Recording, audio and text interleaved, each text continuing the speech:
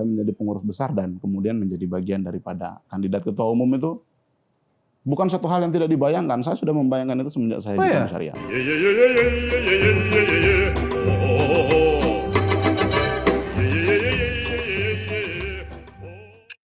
Baik, Assalamualaikum warahmatullahi wabarakatuh. Jumpa lagi dengan saya Ahmad Rozali dalam acara Peci dan Kopi. Selamat datang teman-teman di dalam acara talkshow paling hits di sini.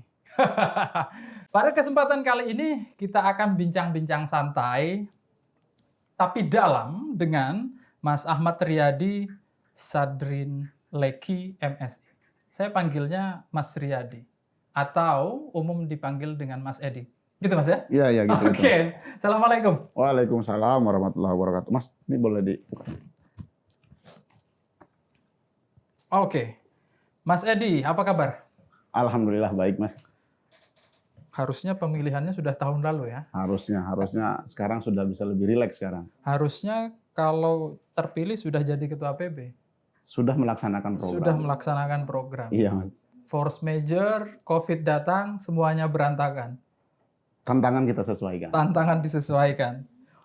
Sampai dari tahun kemarin persiapan akhirnya sempat tertunda. Apa persiapan yang berubah setelah ada pandemi? Strategi berubah? Sebenarnya strategi dinamis saja. Aha. Kita kemudian banyak melakukan penyesuaian karena di beberapa tempat ada penyesuaian struktur. Oh, Cabang terjadi pergantian kepemimpinan. jadi cabang yang sudah kontrak, aduh ganti. Cabang yang sudah dikonsolidasikan ganti. Ya kita melakukan pendekatan ulang. Oke. Tapi Luar biasa. kita punya banyak waktu pada akhirnya. Ya selain kontemplasi diri sendiri untuk memantapkan semangat. Atau menggugurkan semangat?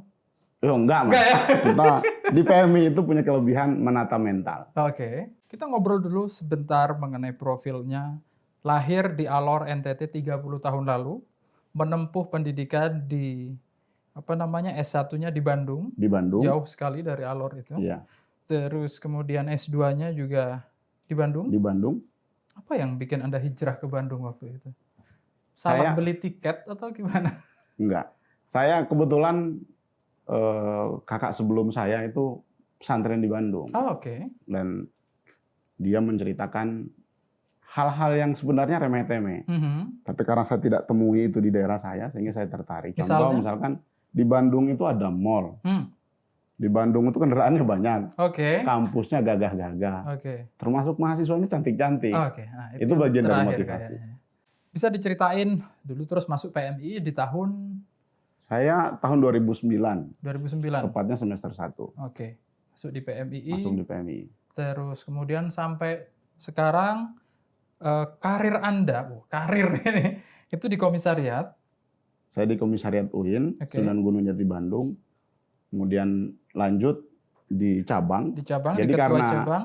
UIN ini agak ngantri, Mas. Ini ada cerita yang unik. Ngantri? Karena UIN ini agak ngantri pada waktu itu, sehingga saya itu pengurus komisariat yang sudah tamat kuliah di S1-nya. Oke. Lama sekali. Iya.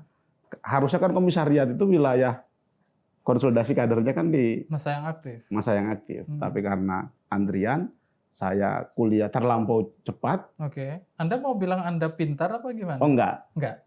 Saya cukup unik menggunakan kemampuan saya meluluskan diri. Iya. Terus? Akhirnya pasca itu saya jadi ketua cabang, dari komisariat langsung jadi ketua cabang. Pasca cabang kemudian saya hijrah ke Jakarta. Luar biasa. Terus kalau ada pertanyaan begini kira-kira, apa yang Anda rasakan, perubahan yang paling tangible, yang paling Anda rasakan di dalam diri seorang Edi ketika ber-PMII, manfaatnya? Saya mengalami suatu situasi yang mungkin banyak orang nggak mengalami, Mas. Saya berangkat dari kultur yang berbeda, yang sebenarnya di daerah asal saya tidak mengenal PMII. Ketika masuk Bandung, kemudian saya diajak sama salah satu teman saya untuk bergabung di PMII, saya mulai belajar. Tapi semangat itu juga muncul sewaktu saya mendengar ada salah satu tokoh yang sangat diidolakan. Dan kemudian saya mengidolakan beliau. Dari situ... Siapa ya? Bang Muhyiddin Arobusman. Oke, kenapa? Karena kebetulan beliau asalnya dari Nusa Tenggara Timur. Kenapa Anda, selain karena beliau dari NTT, apa yang membuat Edi mengidolakan Bang Saya Muhyiddin? lebih enaknya Riyadi, Mas. Oke. Karena Mas Riyadi. iya. Apa yang membuat Anda mengidolakan Bang Muhyiddin? Dimulai dari rasa tidak percaya diri sebenarnya.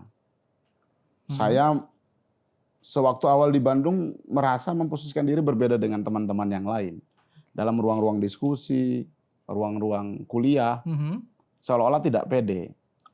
Sedangkan tuntutan di PMI, kita harus maksimal dalam ruang-ruang kompetisi keilmuan. Yang membuat Anda tidak pede apa? Mungkin karena faktor latar belakang.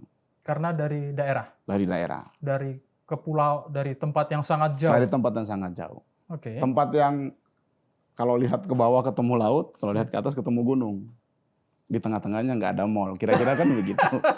Oke. Saya harus tertawa karena sama juga. Terus? Ya melihat beberapa figur yang kemudian saya idolakan, dari situ saya merasa bahwa semua punya hak. Dalam proses belajar semua punya hak. Semua punya hak. Kesempatan untuk menjadi orang yang terbaik, maksimal, dengan kemampuan dan kompetensi yang dia punya, itu juga semua orang punya hak. Oke. Dari situlah kemudian proses belajar itu betul-betul dimaksimalkan. Di akademik coba untuk dimaksimalkan, di organisasi pun terus memaksimalkan.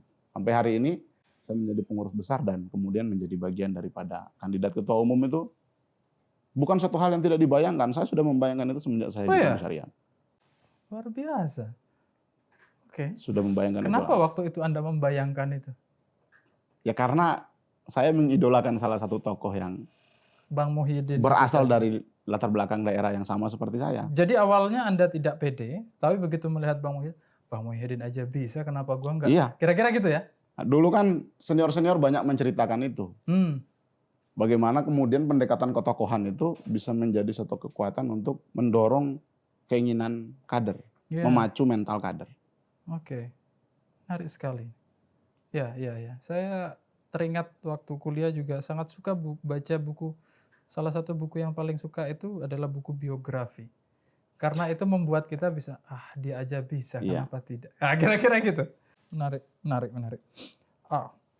Oke, Mas Riyadi. Anda sudah sampai di sini, kita akan bicara visi misi habis ini. Siap. Tapi sebelum itu, karena ini talk show peci dan kopi, kita harus ngopi dulu. Oh, siap Mas. Ini penting ini. Kebetulan saya juga suka kopi hitam. Ya. NTT itu kopinya apa ya? NTT itu ada kopi Flores, Mas. Kopi Flores. Kopi Flores, kopi Bajawa. Oke. Itu populer. Iya. Besok di bulan Maret 2021 Anda bersama berapa? 15 orang yang lain akan memperebutkan sebuah kursi. 16. Sisanya sudah menjadi semuanya 16. Totalnya 17. Totalnya 17. Oke. Anda bersama kandidat yang lain akan memperebutkan sebuah kursi. Pertanyaan mendasar saya, apa yang membuat Anda berbeda dengan yang lain? Secara prinsip mungkin di antara teman-teman yang juga kandidat banyak kesamaannya. Banyak kesamaan, tapi bukan itu yang saya tanyakan. Yang berbeda itu adalah mungkin setiap kader punya kultur kaderisasi atau metode belajar praktek organisasi yang berbeda. Oke. Nah, kehendak itu barang tentu sangat diinginkan untuk diaktualisasikan dalam ruang lingkup yang lebih luas. Saya mengatakan bahwa cara pandang dalam upaya menata dan mengelola organisasi yang selama ini secara subjektif saya anggap relevan, itu akan sangat mampu untuk memberikan percepatan perubahan untuk PMI ke depan. Itu salah satu alasan yang kemudian mendorong saya punya semangat untuk menjadi ketua umum PMI. Apa itu faktor X-nya, pembedanya? Sebenarnya letaknya ini bukan di soal eksistensi, tapi organisasi yang besar, organisasi yang dinamis adalah organisasi yang mampu melihat secara objektif apa problem yang ada di dalam organisasinya sendiri. Kemudian punya motivasi untuk melakukan pembenahan. Untuk internal organisasi. Untuk internalisasi organisasi. Ataupun kemudian melakukan pemetaan dalam urusan-urusan eksternal organisasi. Itu sih bagian dari alasan. Kemudian saya dengan konsep dan pemahaman seperti ini akan sangat ditopang apabila saya memimpin PMI ke depan. Terakhir dalam teman-teman menentukan sikap berjuang bersama saya ketika mereka bisa menangkap apa yang saya kehendaki dalam orientasi membangun PMI ke depan. Contoh misalkan, saya selalu bilang, ayo kita refleksi diri dan organisasi kita. Secara prinsip, kita ini organisasi yang sangat besar.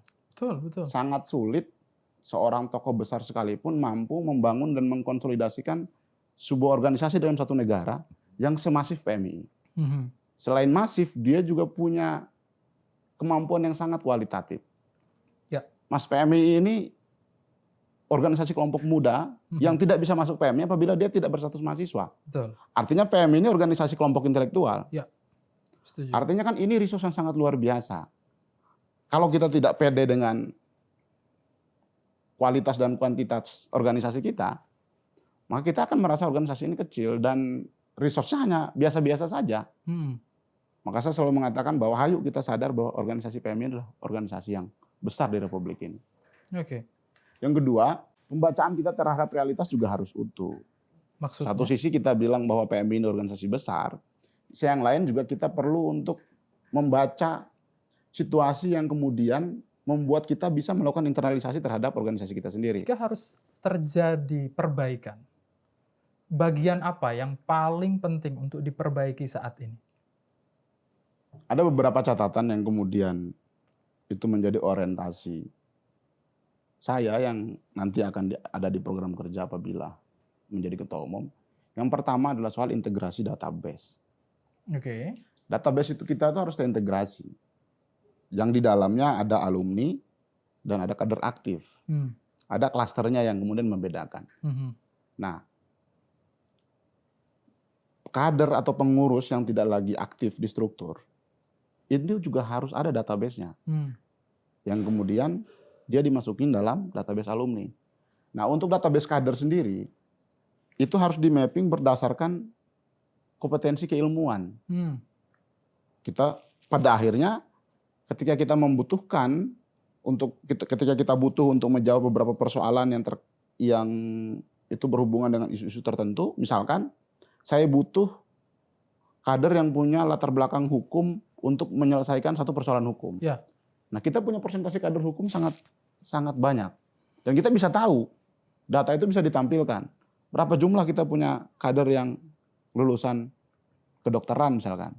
Berapa jumlah kita yang lulusan agama. Oke. Dan Challenge the sebagainya. idea ya. Persoalan data ini bukan sesuatu yang mudah. BPS itu sampai sekarang, dan kita sedang membicarakan 231 cabang, which is anggotanya itu bisa jutaan. Bisa jutaan.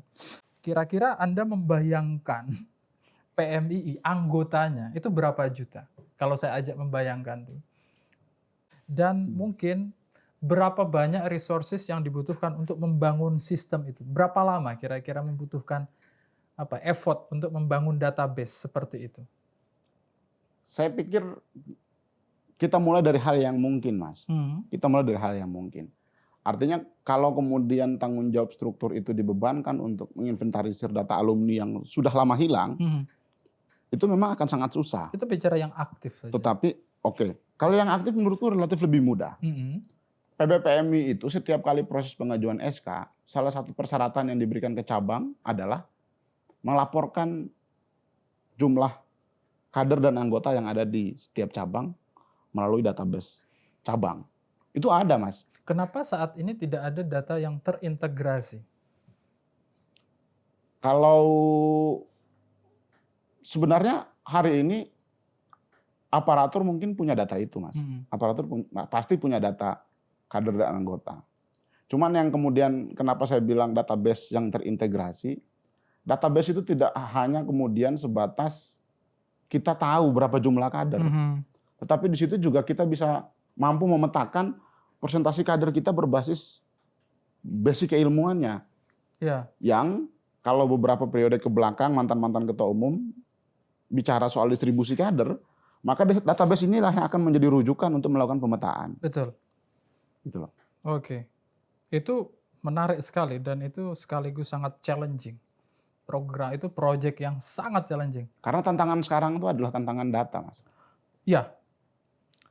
pengurus besar Nahdlatul Ulama sejak berperiode-periode melakukan itu dan sampai sekarang belum terintegrasi. Semua kadernya itu, saya ingin menunjukkan bahwa itu bukan perkara yang sederhana. Jadi ketika Anda misalnya melontarkan itu pekerjaan yang sangat besar yang harus dilakukan betul-betul butuh effort dan butuh dana. Saya harap ide itu bisa sampai ke bawah, sampai kira-kira saya harus mengerjakannya dengan begini, butuh effort yang sebegini. Dan karena itu sangat besar sekali proyek itu. Saya sih bukan orang yang juga ahli dalam urusan IT. Ya. Tapi beberapa kali saya berinteraksi dengan teman-teman yang expert di bidang itu. Untuk sekelas seperti PMI itu cenderung lebih mudah. Seperti misalkan pada saat pendaftaran mahasiswa menuju yang mengikuti Mapaba. Itu melalui metode Google Form itu sebenarnya sudah relatif bisa. lebih mudah. Singkatnya, iya. Sederhana. Zaman saya misalkan pakai absensi kertas, isi CV, isi biodata. Tapi ketika saya jadi pengurus rayon, CV dan biodata itu hilang dengan sendirinya. Karena menginventaris kertas itu akan sangat sulit, ya, betul. Karena mudah. Tapi dengan itu saya rasa bisa, Mas. Bang Riyadi, Indonesia Sentrum Anda bilang. Iya. Di dalam visi misinya. Opo itu? Indonesia Sentrum itu apa? Walaupun dengan nama yang agak asing sebenarnya, Mas. Ini harus dijelaskan, jangan sampai 231 cabang itu terus nggak paham, gagal milih Anda gara-gara Indonesia Sentrum. Oke, silakan. Sebagai salah satu organisasi besar yang ada dalam wilayah satu negara, saya menganggap bahwa output dari perjuangan PMII salah satunya adalah seperti yang termaktub di dalam pasal 4 bab 4 tujuan PMII, komitmen memperjuangkan cita-cita kemerdekaan negara Republik Indonesia. Indonesia Sentrum adalah narasi yang keluar dari kritik terhadap pembangunan satu negara yang di dalamnya termasuk ada PMII. Perubahan kita ini sangat begitu cepat, Mas. Yang perubahan itu tidak hanya terjadi dalam perubahan sistem. Hal ini merangsek masuk sampai pada perubahan individu. Indonesia Sentrum menawarkan sebuah solusi dari upaya untuk memberikan suatu sintesa, di mana PMII sebagai suatu organisasi yang konsen di isu kaderisasi, pemberdayaan, pendampingan, bisa menjadi kekuatan yang mengimbangi proses, saya sebut, liberalisasi yang hampir terjadi di semua sektor. Contoh semisalkan, hari ini negara punya perangkat untuk bisa mampu melakukan banyak hal di sektor pendidikan. Betul. Yang membedakan dengan peningkatan kualitas sumber daya manusia di PMI apa? PMI selain bisa meningkatkan kualitas pengetahuan, juga di PMI mampu menumbuhkan kesadaran. Di mana setiap orang tetap merasa dirinya menjadi bagian daripada Indonesia, tanpa merasa diri bagian daripada orang lain. Indonesia Sentrum juga kemudian menjadi visi untuk menjawab ketimpangan pembangunan antara si miskin dan si kaya, pemilik modal dan pekerja, timur dan barat, ini soal aksesibilitas, dan lain-lain yang kemudian membedakan antara satu kelompok dengan kelompok yang lain. Yang ketiga, Indonesia Sentrum ini memberikan satu tawaran di mana setiap anak muda Indonesia meyakini bahwa perjuangan dalam upaya untuk memberikan kontribusi terhadap pembangunan bangsa Indonesia itu adalah semangat nasionalisme. Nah, kerangkanya memang agak besar, Mas. Karena saya meyakini, PMI harus ngomongin soal visi besar karena kita organisasi besar. Kalau kemudian sesuai dengan pertanyaan Mas Rozali tadi, bagaimana kemudian itu menjadi kerangka teknis dalam mengoperasionalkan kerangka besar itu? Ya betul, di PMI itu dalam pola kerjanya terbagi menjadi dua segmentasi. Ada internal dan ada eksternal. ini adalah satu kesatuan. Yeah. Sebut saja ada produksi dan ada distribusi. Oke. Nah di internal kita ngomongin soal semisalkan penataan kelembagaan dan struktur organisasi. Saya menggunakan pendekatan teori manajemen, Mas, dalam membaca ini. Kepemimpinan yang kuat itu bukan dia yang otoriter dalam teori kepemimpinan. Tapi dia yang bisa mengkonsolidasikan pikirannya di dalam perangkat operasional melalui pendekatan partisipatif. Oke. Saya percaya diri sebagai kader PMII yang organisasi saya itu besar karena saya mengenali apa input di organisasi saya. PMII punya jaringan alumni yang sangat luar biasa banyaknya. Oke. PMII punya struktur organisasi dan kelembagaan yang tersusun sistematis mulai dari tingkat nasional sampai pada tingkatan fakultas. PMII adalah organisasi muda intelektual yang orang hanya bisa masuk PMII apabila dia adalah mahasiswa. PMII adalah organisasi yang secara historis punya sejarah yang sangat luar biasa dalam memberikan banyak problem solving terhadap isu-isu kebangsaan maupun isu-isu keagamaan.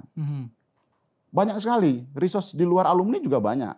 Selama organisasi ini berdiri, dia telah bermitra dengan banyak kelembagaan. Secara input artinya PMII itu merupakan organisasi yang punya sumber daya yang luar biasa. Oke, sumber daya yang luar biasa. Tapi apabila input ini tidak bisa mampu ditangkap atau dipahami melalui pendekatan proses yang baik, metodologinya nggak punya, maka juga nggak akan jadi apa-apa. Nah, proses, jadi saya sebut input, proses, output, outcome, benefit. Proses ini adalah bagian yang kita sebut tadi, pikiran besar itu harus diturunkan dong menjadi perangkat operasional, program kerja. Apakah kemudian selama ini kita membangun satu program kerja yang berkesinambungan atau tidak? Betul. Apakah kemudian program kerja yang kita bangun punya akses terhadap suatu perubahan atau tidak? Oke. Makanya kalau saya memetakan sebagai satu organisasi yang menghendaki dirinya maju, lakukan mapping program kerja itu dengan tepat dan efektif. Contoh misalkan, ketika kita ingin buat satu program kerja untuk menjawab satu isu, libatkan stakeholder yang bergerak pada isu itu. Betul. Yang kedua, bermitra dengan kelompok yang konsen juga di isu itu. Yang ketiga, buatlah ruang pemberdayaan agar isu itu tidak hanya menjadi bahan diskusi, tetapi juga menjadi bahan aktualisasi. 3 hal ini harus dilakukan apabila ingin membuat program.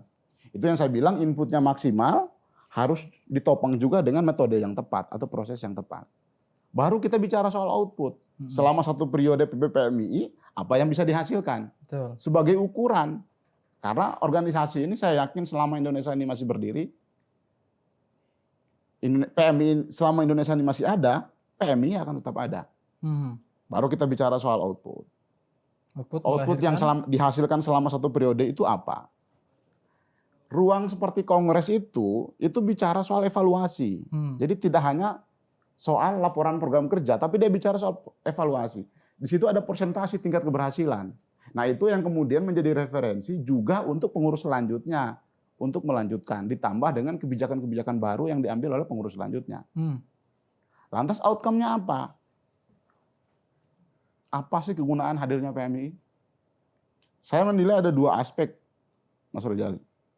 Yang pertama, ruangnya berdampak terhadap efektivitas pembangunan sumber daya di internalnya, baik itu PMII ataupun di NU. Yang kedua, kehadiran PMII harus memberikan kontribusi terhadap bangsa dan negara. Kita dikelilingi oleh persoalan kemiskinan yang sangat luar biasa, Mas. Kita dikelilingi oleh persoalan krisis air bersih yang sangat luar biasa. Isu lingkungan, isu industri, isu tenaga kerja, isu pendidikan, isu kesehatan, dan lain-lain. Kehadiran PMI juga harus menjadi problem solving untuk menjawab persoalan-persoalan itu. Oke. Menarik sekali, Mas. Ideal sekali. Kalau Anda mau memahami beliau, Anda harus paham logical framework, saya pikir. Ini teori logical framework yang dari tadi kita bicarakan. Kita akan membahas satu masalah yang kira-kira bisa mempertajam cara kerja yang ditawarkan secara ideal itu tadi. Oke. Misalnya kita bicara tentang ada fenomena di luar yang kita sebut dengan, yang kita kenal sampai saat ini adalah ketimpangan ekonomi. Saya punya salah satu konsep yang kemudian akan saya praktekkan adalah bagaimana menggunakan forum konsolidasi nasional menjadi forum yang efektif. Di PMI itu ada namanya musyawarah pimpinan nasional, ada musyawarah pimpinan daerah, dan ada musyawarah pimpinan cabang. Desain yang kemudian saya coba lakukan dalam musyawarah pimpinan nasional adalah di Muspimnas itu kita tidak hanya sebatas membahas soal peraturan organisasi. Setiap cabang yang merupakan representasi dari setiap wilayah di daerah-daerah yang hadir di Muspimnas itu kan melibatkan semua cabang, Mas, seluruh Indonesia. Betul. Hadir di Muspimnas itu membawa setiap isu yang berkembang di wilayahnya masing-masing. Jadi pengurus besar selain mendapatkan input atas progres kaderisasi dan aktivitas organisasi yang dilakukan oleh cabang, salah satu yang diinput oleh pengurus besar adalah problem persoalan lokal di setiap wilayah yang kemudian didiskusikan dalam forum musyawarah pimpinan nasional. Kita hadirkan beberapa panelis yang kita anggap expert. Beberapa pemikir yang kita anggap expert dalam setiap isu. Contoh misalkan, ketimpangan itu kan banyak hal, Mas. Yang namanya ketimpangan ekonomi itu banyak hal. Contoh misalkan, teman-teman di PMI cabang Batam itu melakukan pendampingan karena wilayahnya itu adalah wilayah industri, sehingga dia cenderung bicara soal isu tenaga kerja. Artinya ada problem ketenaga kerjaan yang kemudian dia pahami dan dia ingin ini menjadi perjuangan nasional.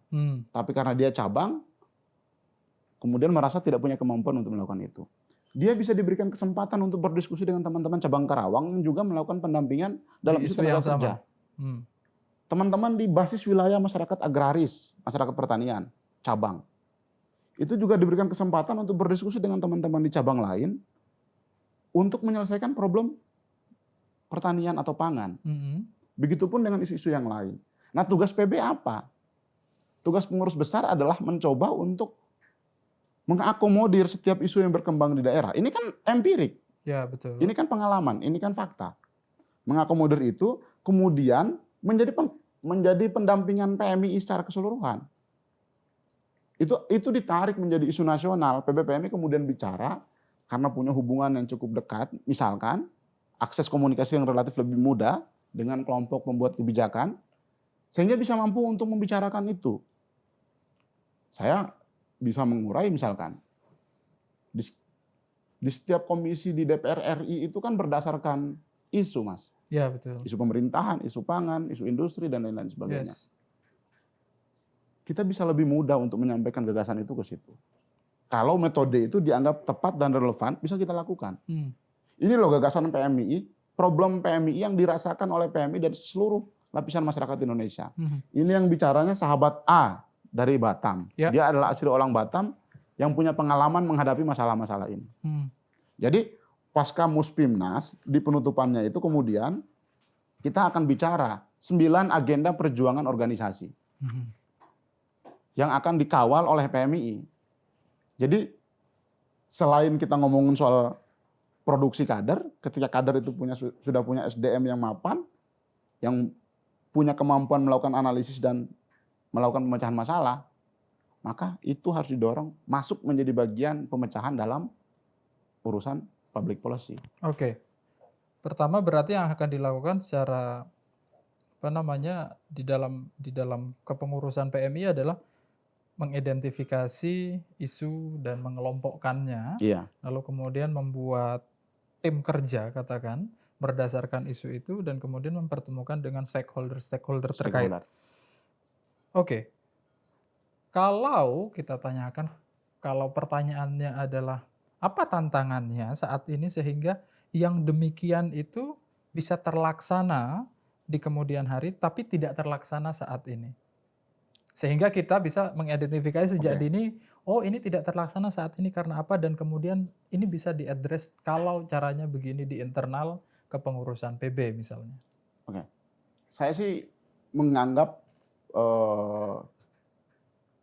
bukan itu tidak terlaksana. Contoh misalkan, kenapa sih saya lebih berani ngomongin soal goal kerja eksternal? Karena saya memahami bahwa di periodenya sahabat Adin Jawaharudin, sahabat Aminuddin Ma'ruf, sahabat Agus Murni Herlambang, ini melakukan proses internalisasi yang sangat luar biasa.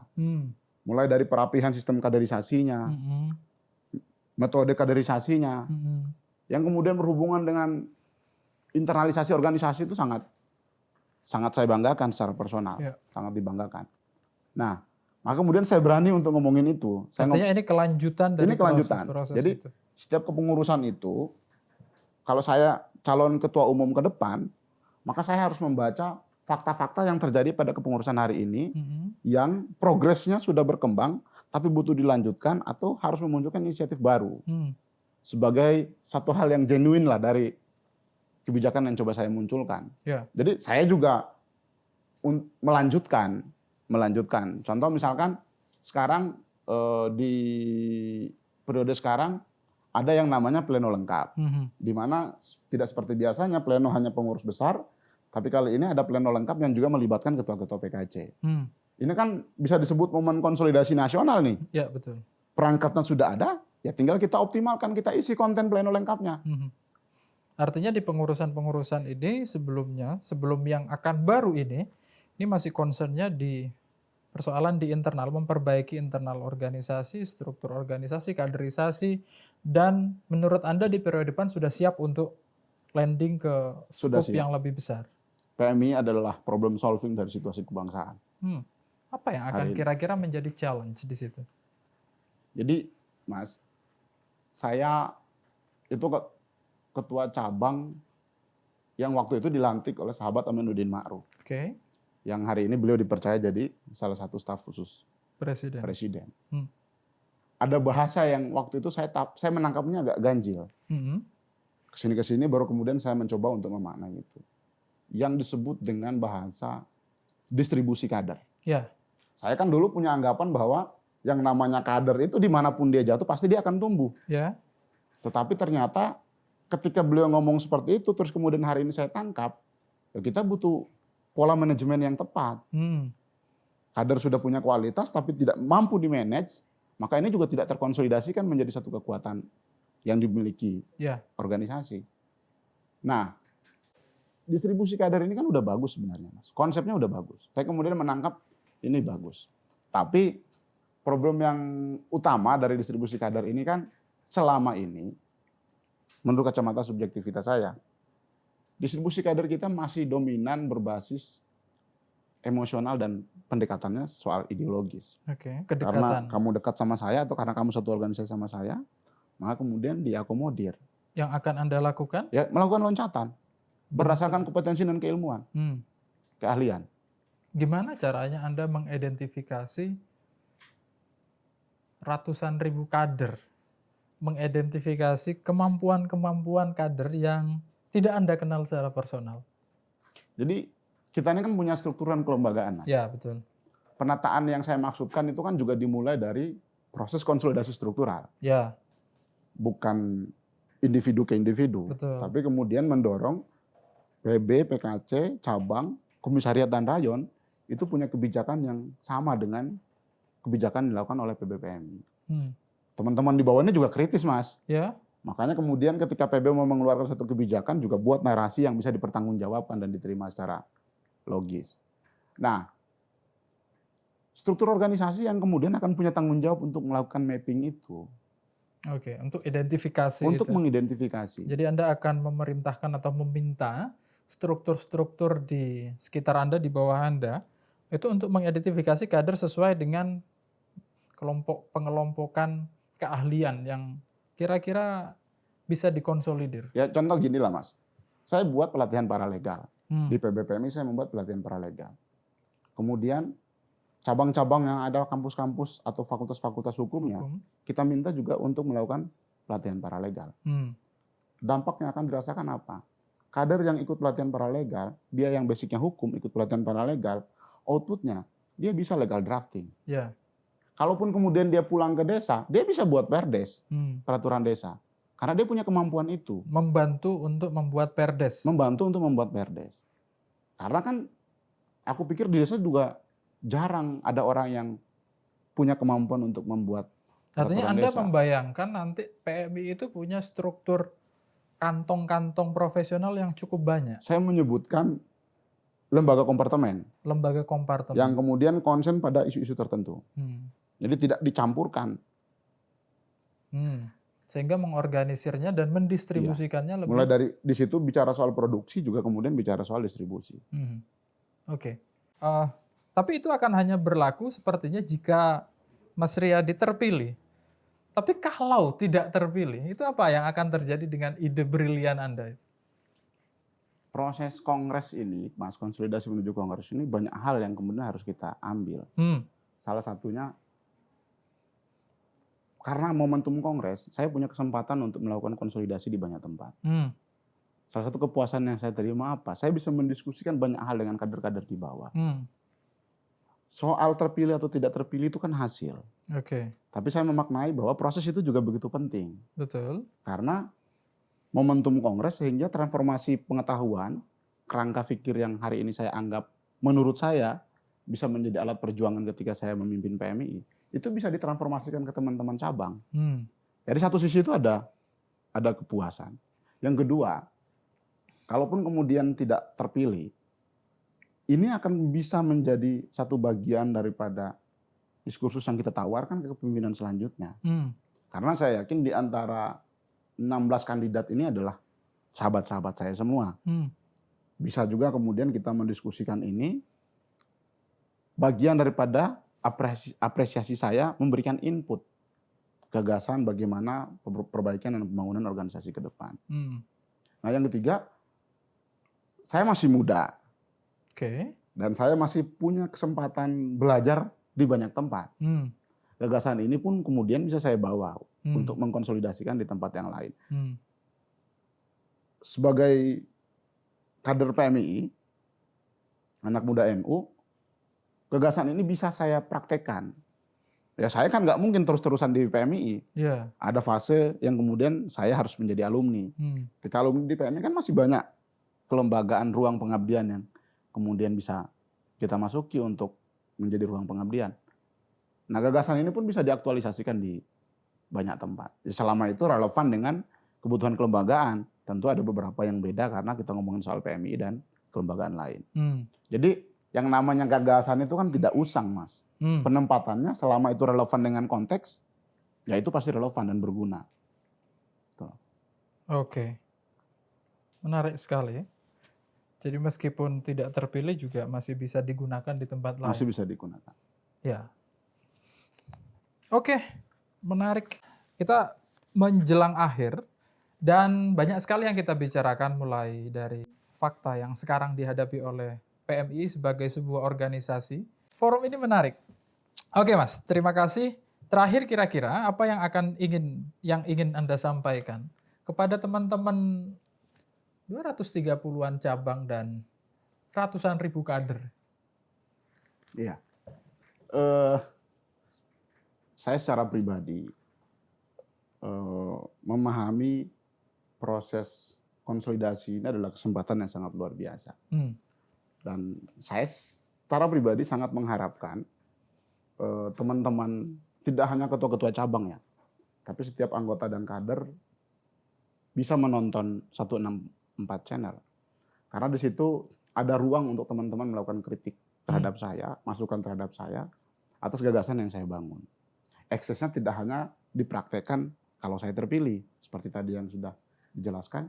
Kalaupun tidak terpilih, ini menjadi input, kritikan dan masukan teman-teman menjadi input untuk perbaikan konsep ini ke depan. Banyak hal yang sebenarnya juga ingin saya urai, misalkan beberapa poin. Contoh soal penguatan sistem kaderisasi yang formal, non formal, informal. Yang kedua soal pemerataan kaderisasi. Kita tidak bisa meratakan kaderisasi satu daerah dengan daerah yang lain. Sehingga daerah yang lain yang fasenya masih berkembang, proses kaderisasinya, harus diberikan afirmasi, pendampingan, agar bisa berjalan beriringan bersama daerah-daerah yang dianggap lebih maju kaderisasinya. Yang ketiga misalkan soal bagaimana mengelola network menjadi bagian dari program yang kemudian itu bisa memberikan outcome bagi organisasi. Kritik terhadap organisasi yang belum mandiri, ini harus dievaluasi dengan meramu sebuah kerangka kerja yang bagus. Yang keempat, saya ingin katakan, transformasi digital ini menghendaki kita harus banyak melakukan penyesuaian. Tapi ada satu hal yang kemudian menurut saya tidak harus kita tinggalkan, adalah pendampingan dan pemberdayaan. Saya dulu di cabang sering menyebutnya itu advokasi. Advokasi ini penting. Jadi saya kutip teorinya Gramsci. Gramsci mengatakan kelompok intelektual itu terbagi menjadi dua. Satu intelektual menara gading, yang kedua adalah intelektual organik. Semenjak Mapaba sudah harus kita niatkan bahwa ke depan kita adalah intelektual organik. Maka dekat dengan persoalan, dekat dengan masalah adalah satu hal yang penting.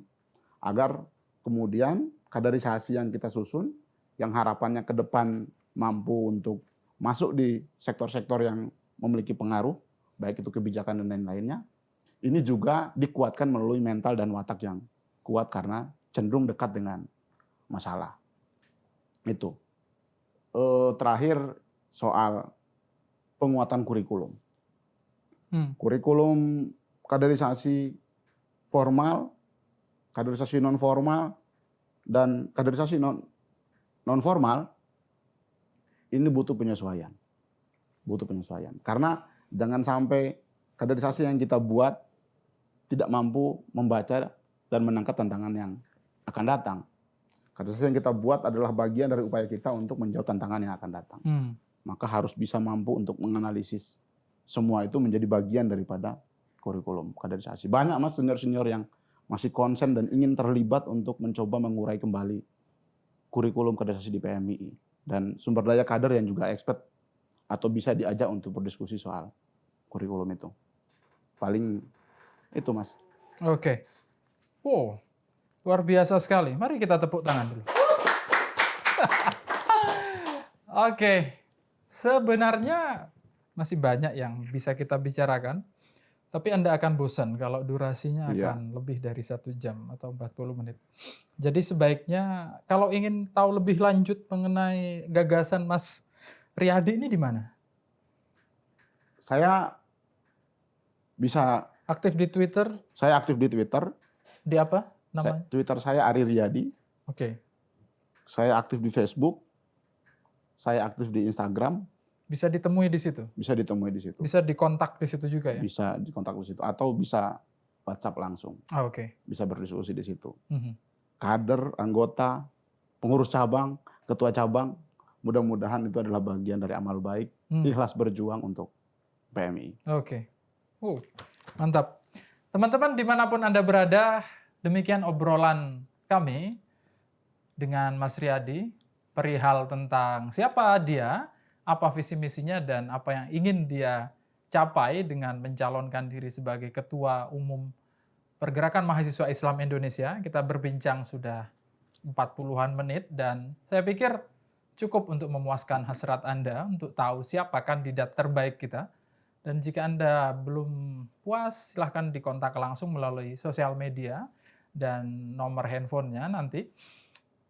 Sembari itu, saya ingin mengucapkan banyak terima kasih kepada Mas Riyadi sudah hadir. Ya, Mas. Thank you. Sama-sama. Mas Riyadi adalah satu dari 17 kandidat PBPMI yang sudah mencalonkan dan sebagian sudah hadir di sini. Akan ada kandidat-kandidat lain yang hadir di sini. Yang saya pikir dia punya kelebihan masing-masing. Saya yakin mereka punya kekhususan masing-masing. Mas Riyadi lebih di sektor apa, siapa lebih di mana, dan Anda sebagai kader PMII atau pengurus itu punya hak untuk menilai siapa yang lebih cocok untuk saya, atau siapa yang bisa berpartner dengan saya membangun organisasi yang saya cintai selama 2 tahun ke depan. Saya Ahmad Rozali, mohon undur diri. Apabila ada kekurangan saya minta maaf. Wallahul muwaffiq ila aqwamit thoriq. Wassalamualaikum warahmatullahi wabarakatuh.